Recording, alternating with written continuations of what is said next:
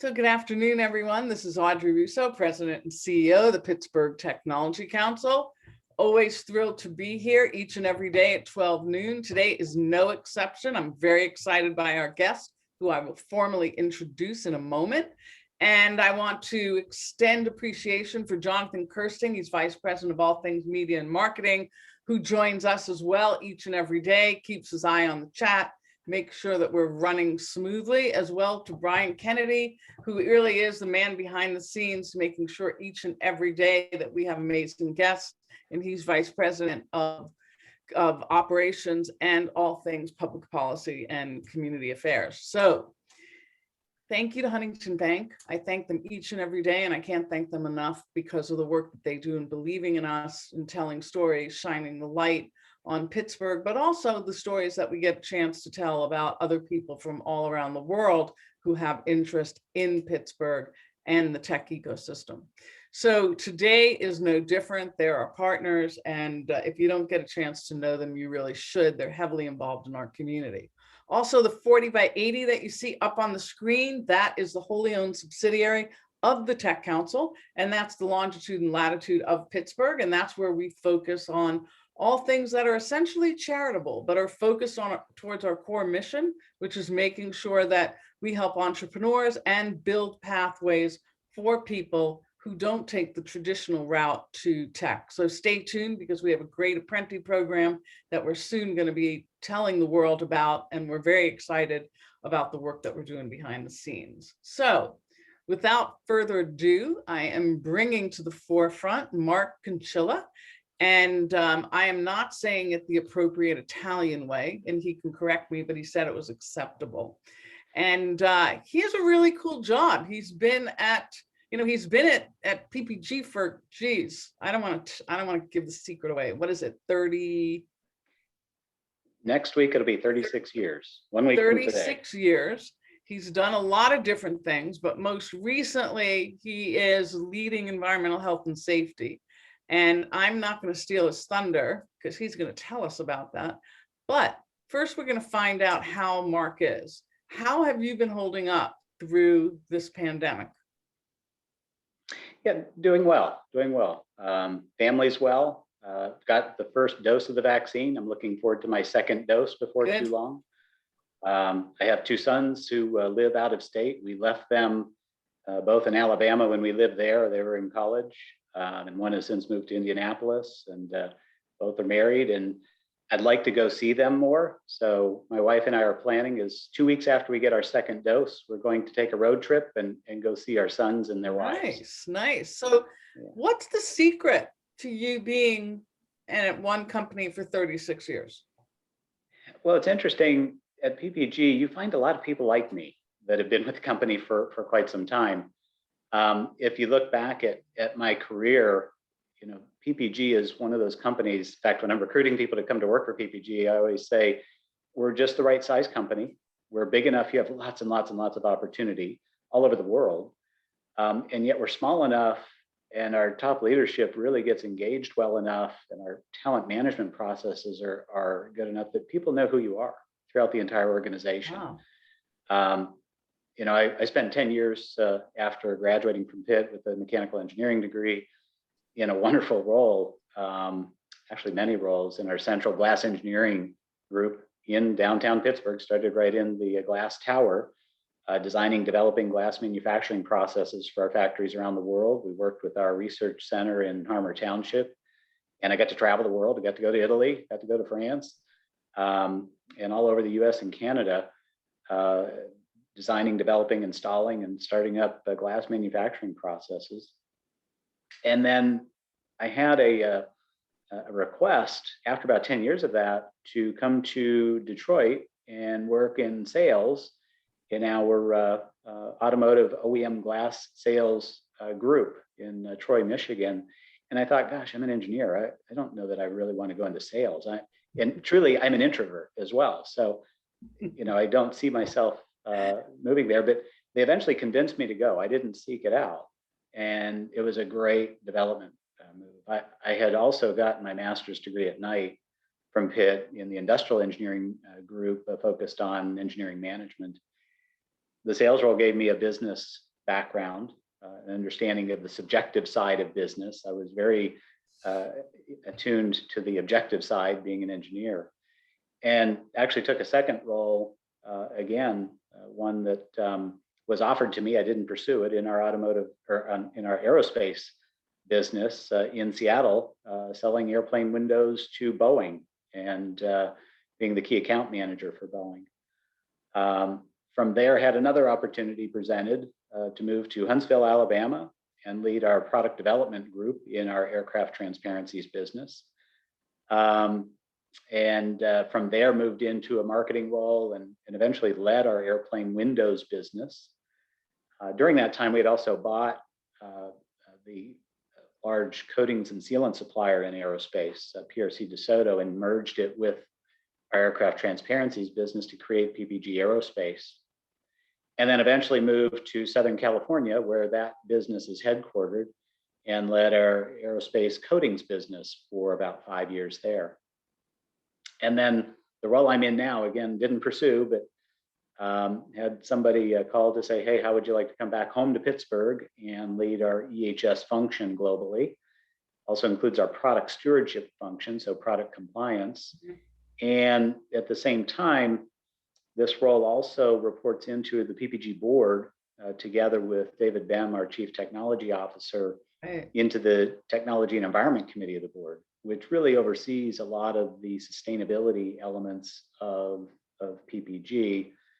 And then I have a role also on PPG's Corporate Sustainability Committee, and driving the activity of that committee that's really comprised of a number of officers and leaders across PPG, various regions, various functions, to help set the initiatives for sustainability across the company. So it was a very long 36 years, but a very fast career, I would say.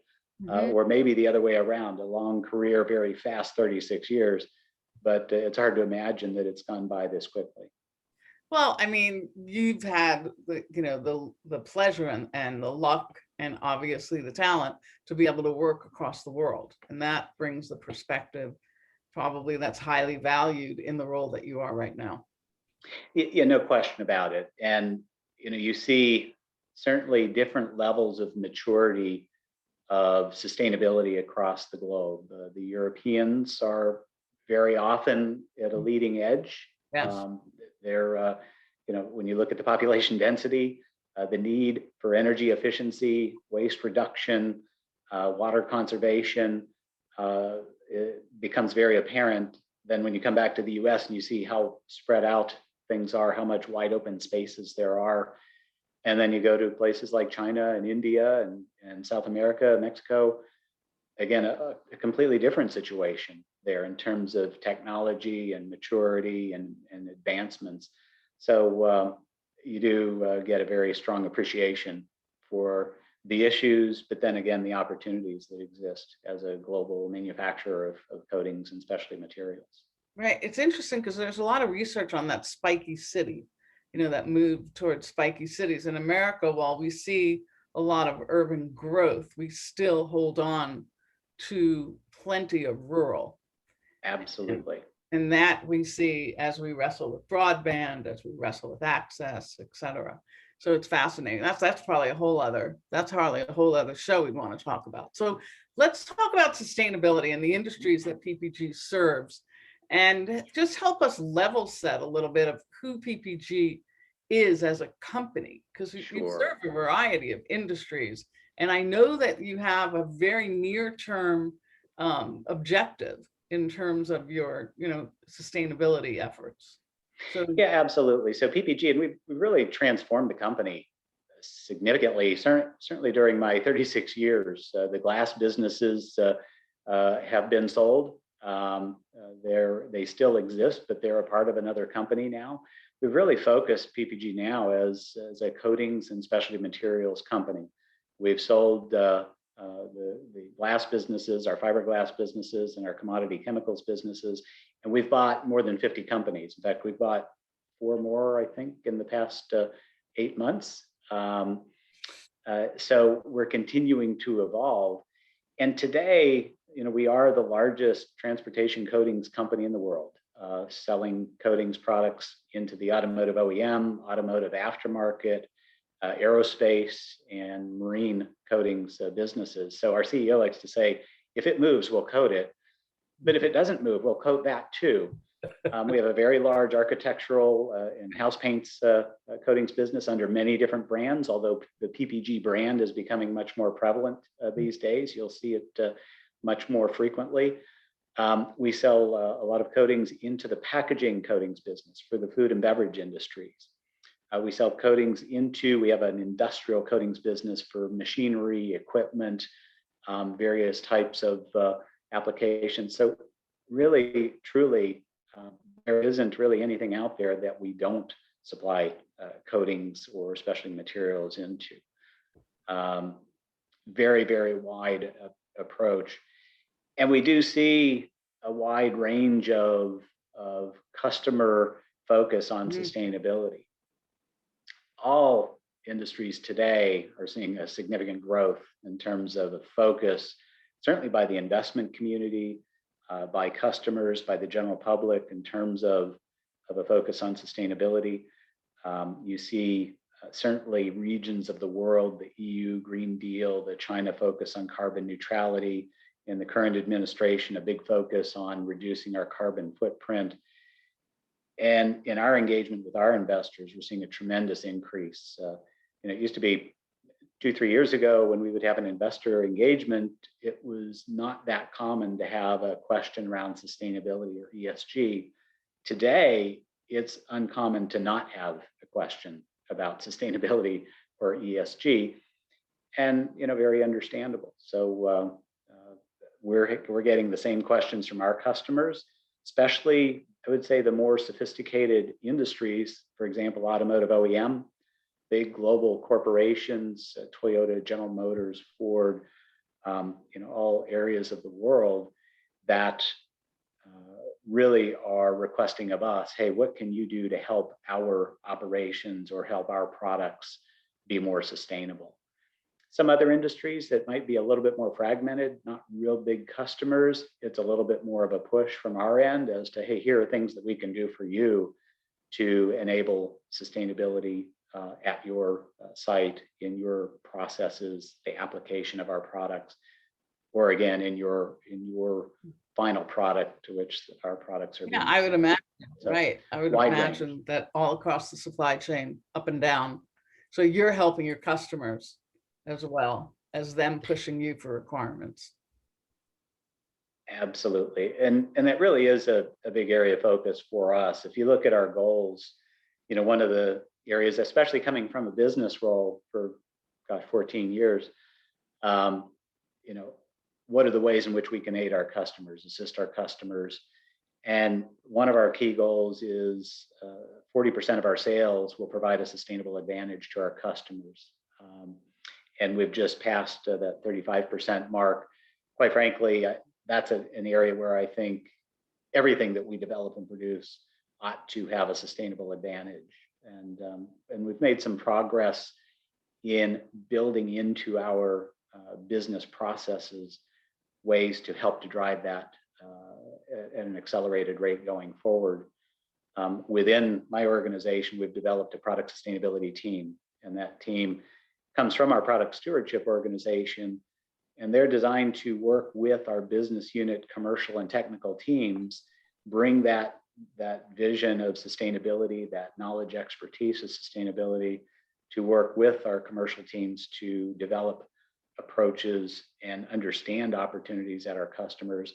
And then they work with our technical teams to help to build sustainability into our product development, whether it's through the products themselves or the application processes. So a lot of advancement in our ability to be able to vastly exceed that 40% goal. So are there any other goals that you have in terms of ESG that you think we Yeah, absolutely. So, and when you look at it, you can divide them into different groups. We have our own operational sustainability goals. So the greenhouse gas emissions from our operations, the energy consumption from our operations or by our operations, the waste we generate from our operations, and the water consumed.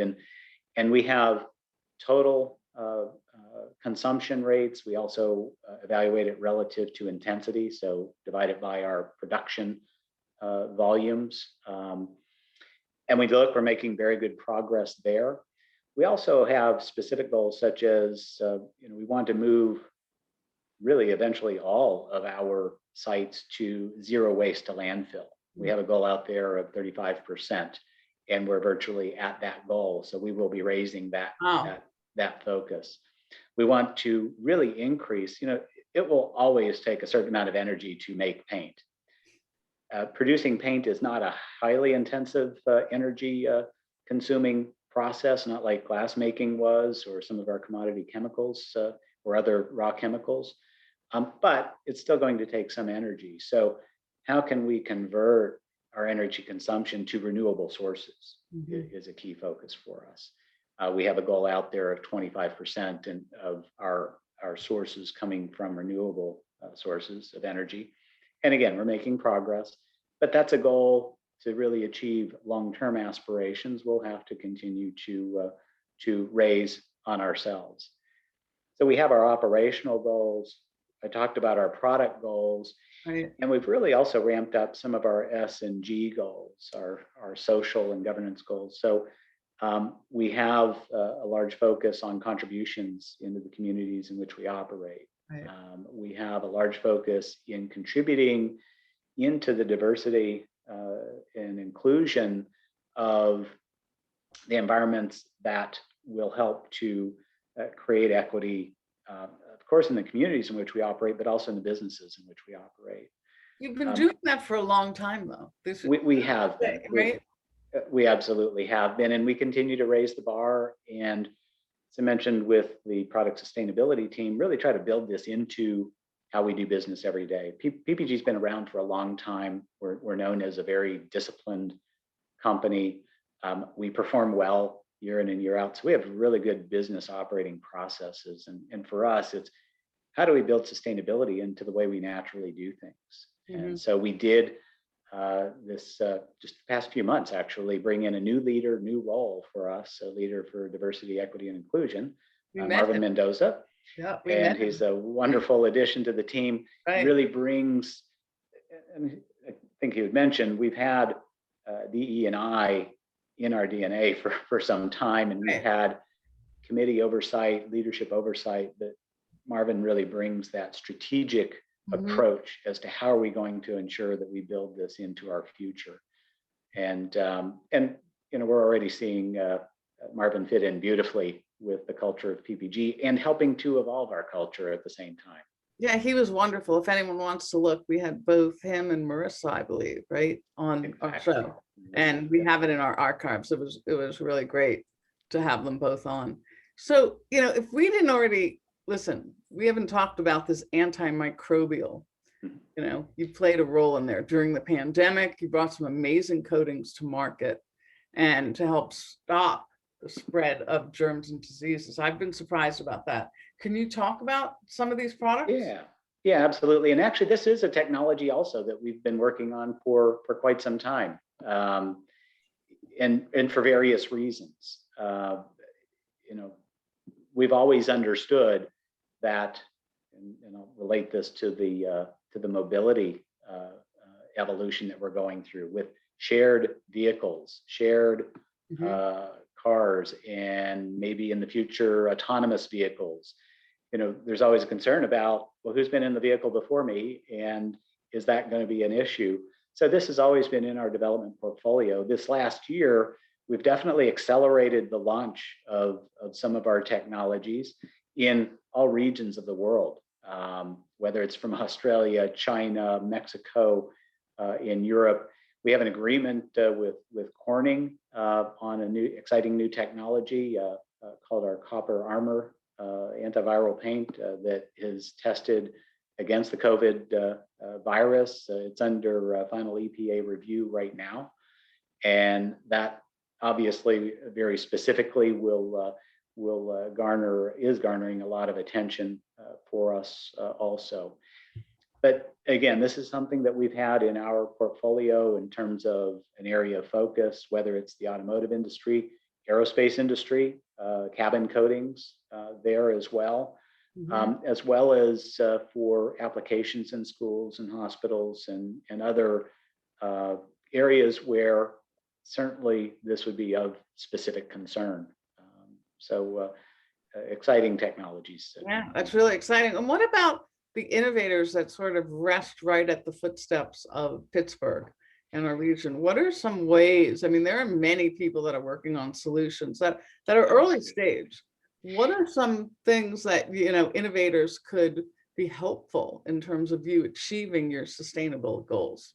Yeah, in fact, we have always maintained an approach that we cannot possibly house all of the knowledge and expertise and technology within our four walls of our company, even though we're a very large company and we've got some spectacular people, many spectacular people in all corners of the world. So we absolutely have engaged in the Pittsburgh area. We engage in all regions of the world, whether it's at universities, University of Pittsburgh, Penn State, what have you. We engage with universities. I personally have engaged with universities in Budapest, in other parts of the world to help to bring forward base technologies that we need to solve specific problems or issues in our technology portfolio management. David Bem, as I mentioned, the issue of open innovation has always been a part of how we go about solving our customers' issues and identifying those opportunities. So again, we don't necessarily look at this as something that we have to solve on our own to be able to ensure that we're able to assist our customers in one way, So shape, or you form. recently released your 2020 ESG report. And so can you share with us some of the highlights of that report, accomplishments you're most proud of, and what might surprise us Sure. in terms of some of the findings? Sure. Yeah, absolutely. So again, this is, I guess we started our sustainability reports in the year 2012. So we're now at 2020 with a focus on goals out in 2025. We had reestablished our goals in 2018 as we no longer had our glass businesses and commodity chemicals businesses. So our profile changed quite a bit and had to reestablish our goals. And when you look, we've made tremendous progress in our operational goals. And you would think in an odd year like last year, where certainly production rates were down significantly in the second quarter, late first quarter, depending upon where in the world we were, you might think that our efficiencies might be off. But in fact, we maintained very high levels of efficiencies.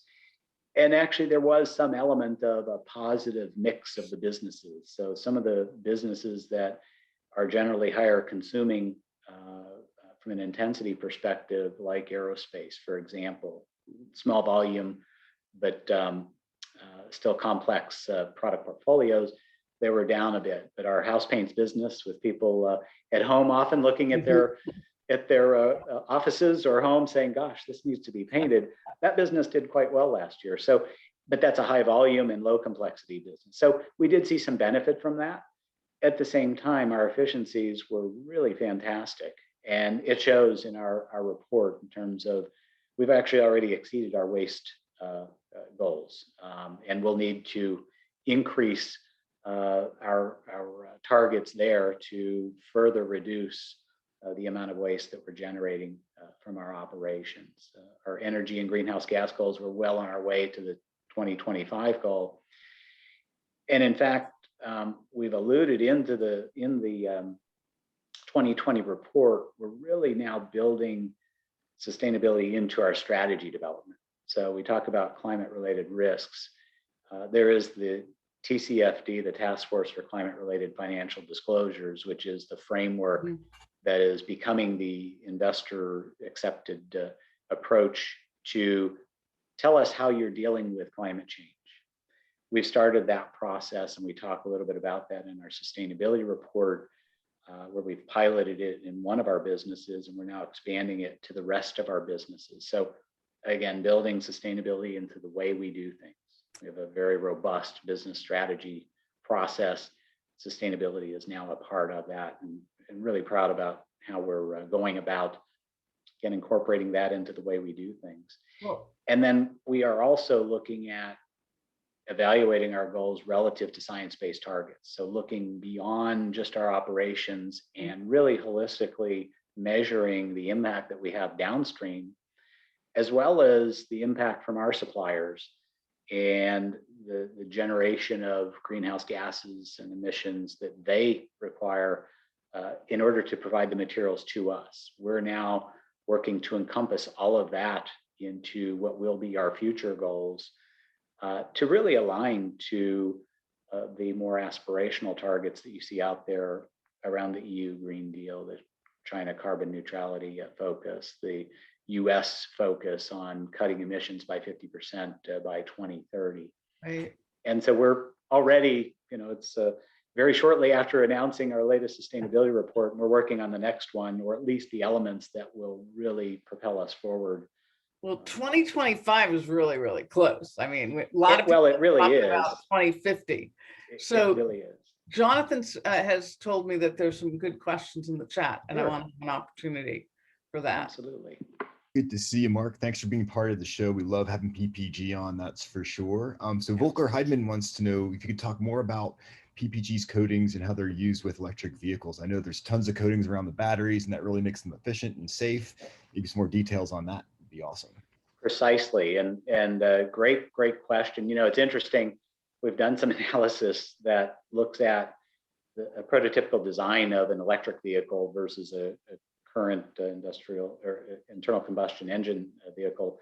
There's actually 3 to 4 times more coatings on a battery operated vehicle than the current style of vehicle. And the reason for that, one of them that you just mentioned, are the batteries. The batteries are quite large. You need large batteries to be able to propel the vehicle for many, many, many miles that we all like to travel. And the coatings are really an inherent part of the battery's efficiencies, its ability to, number one, isolate the cells within the battery. Number two, to be able to insulate the cells from the electrical and magnetic elements within the battery. So to do that efficiently is really dependent upon the coatings technologies. I mentioned also about the interior coatings and the antimicrobial elements of those are a critical aspect of the coatings. And then now, especially when you talk about autonomous vehicles, you're now talking about many different types of sensors in the vehicles themselves, as well as in the infrastructure between the signs, the road markings, what have you, that vehicle has to be very robust in terms of how it engages in its environment. So all of those technologies really are areas that we're focused, and actually it created a mobility business group within our automotive OEM business just a couple of years ago. So as we wrap up the show, I mean, there's just incredible things that PPG has been doing, and just the world just doesn't know. So we're always thrilled to peel back the onion a little bit and hear what's going on. Do you think there's anything that we missed that you think we should that you want to talk about? To be honest with you, I could talk all day if you like, but, but I know we don't have that time. If people want to go get their lunch and sit back, and I'm happy to have you back on and talk about this stuff even more. Would love to. Would love to. I think we've covered the innovation. I mean, we're proud to have you as part of the legacy and the forwardness of this region. Well, we're thrilled to be a part of it. Obviously, we've been here for 138 years as a corporation. Wow. Calling Pittsburgh home, and we hope to be here another 138 years, helping to innovate well into the future. I think we will, and I think you will be at the company for another 138. Got to keep working out and staying safe and healthy. That's the main. It's okay. We had an amazing doctor on yesterday, a neurologist, very famous about the work that they're doing at the Chuck Noll Center, and he said his objective is to live as long as he can, as young as he can. And And he die was in young. his mid-80s and looked better than most of us. So- Somebody to aspire to. Absolutely, Exactly. absolutely. Thank you, Mark. Thank you for the work that you do. Really applaud you on your career. I know you have many, many great years ahead in doing this work. So tomorrow's Friday, and I'm not going to make a guess on who's on the show, but I think I know. But I'm going to pass the baton to Jonathan. Do you know who's on the show tomorrow, Jonathan? No guesswork involved. We have Lisa Palmieri stopping by from the Boys and Girls Club of Western Pennsylvania, talking about artificial intelligence education tracks that they're spinning up. So really fun stuff. That's awesome. So I want to thank you. Thank you, Mark. Thank you so much. Who's going to be talking about an exciting new partnership with NVIDIA? That's tomorrow with the Boys and Girls Club. So Mark, if you're not doing anything, join us. Really appreciate it. Thank you so much. Really appreciate the opportunity. Absolutely. Thank you. Thanks, everyone. You bet. Thanks.